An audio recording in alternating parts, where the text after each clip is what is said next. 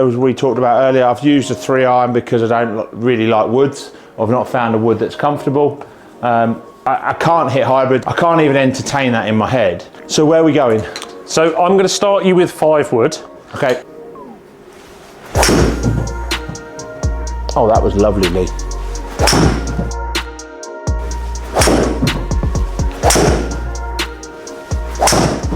Should we pop that in the bag, Lee? So welcome back to the channel, and we have got the final piece of today's jigsaw, which is to look at the wedges. Now normally I carry 3. We're going to see what Lee has to say. Remember, if you like our videos, please hit that subscribe button and tell all our golfing friends. The final piece of the puzzle today, we've done woods, we've found that magic club in between the 3 wood and the 4-iron, and we found a new set of irons for me. We're now on to the wedges. Now, typically I carry 3, so 50, 54, 60. Yeah. Quite particular about the way the 60 looks, so I want to talk to you about the grinds and the options in 60. Probably from a long shot, the 50 is something that I'm going to use more than 54. I don't tend to like to hit full shots with a 54. Yeah. So I'll tend to like knock down shots and chips and sort of pitchy shots rather than 54. 54 for me is kind of just because I think I should have one rather than I actually use it that often. Yeah. And if I'm really close to the green, I'm probably going to grab 60 out. So you've given me a 50 here.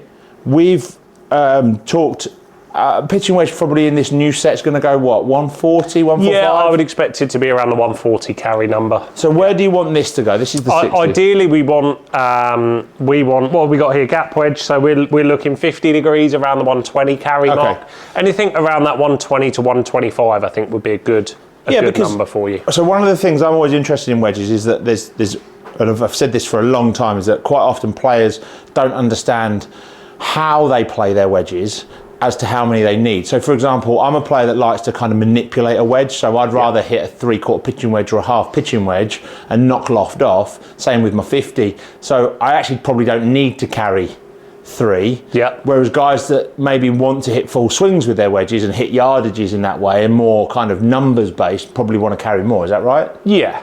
I think the only thing I would say on that is that it comes down to what the gapping's like between your pitching wedge. Yeah. You think if this is a 120, 125 club, you probably do need still to get 2 wedges below that just to fill some gaps. 125? That's pretty good from a starting point, maybe just over 127 carry. And how detailed would you get in wedges in terms of, you know, I'll hit a couple more, but if they all come out at 126, 127, 128, would you be taking a degree off or just saying, do you know what, just play with 50? You're not that good.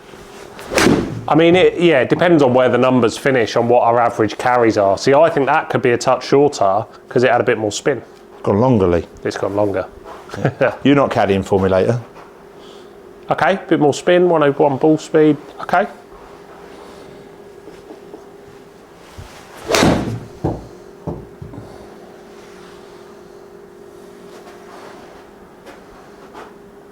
Cool. How far do you currently hit your gap wedge, your 50?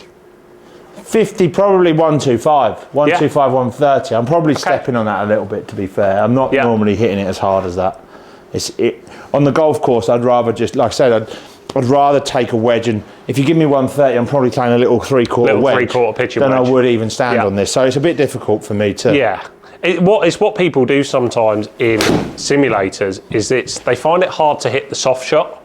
Yeah, because really there's no visual target in front of you. There's no perception, is there? No. So you're just standing there making swings. Whereas when you've got a target in front of you that is 125 away, you're probably going to hit it 125. Yeah, and you've got a landing point as well. And also, you only play a handful of times a year. Do you really know what your 125 swing is? Well, let's see. I feel like that's a challenge. It's a challenge, yeah. 125. 125 carry is what we want.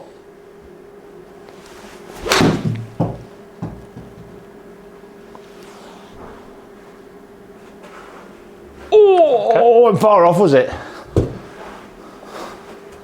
What was it? Okay, 119 carry, 124 total. Come on, give me another go at that.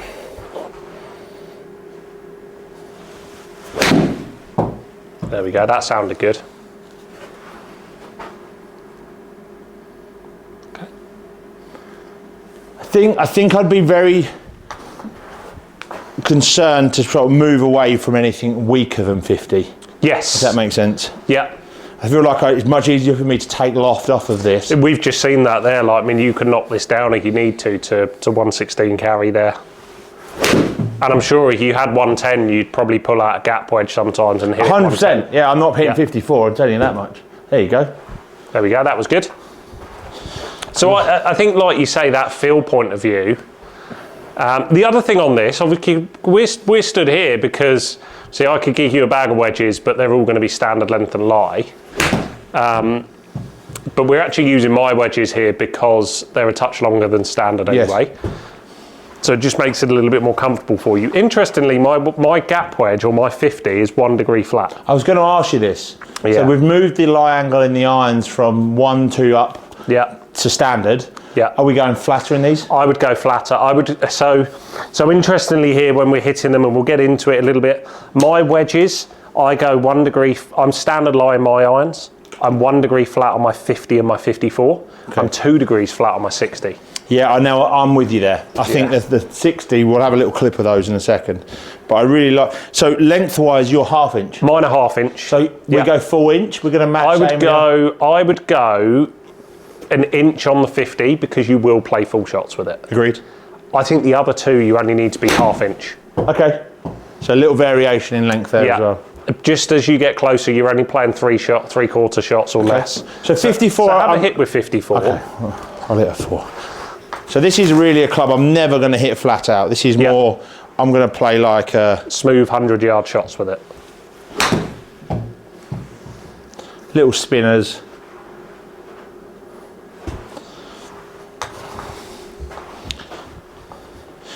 So MG4, I mean, from a style of wedge, you obviously got a couple of wedges this year? Yeah, so we do high toe and we do MG4.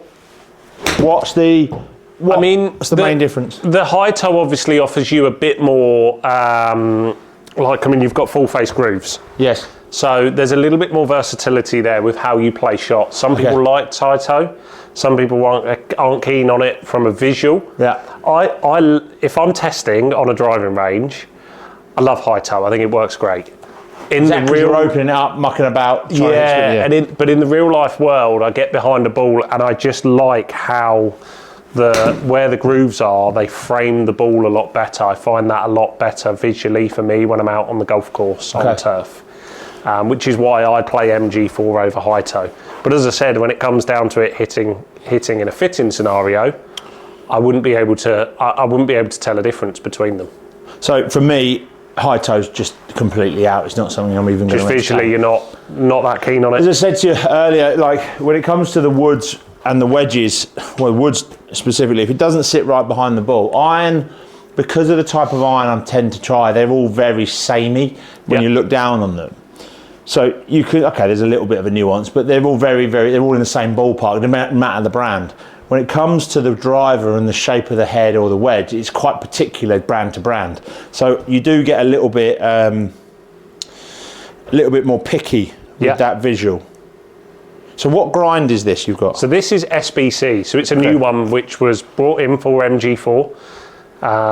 So it's like a standard bounce, so a little bit more bounce, but with camber to it. Okay. So that you do want to manipulate face angle.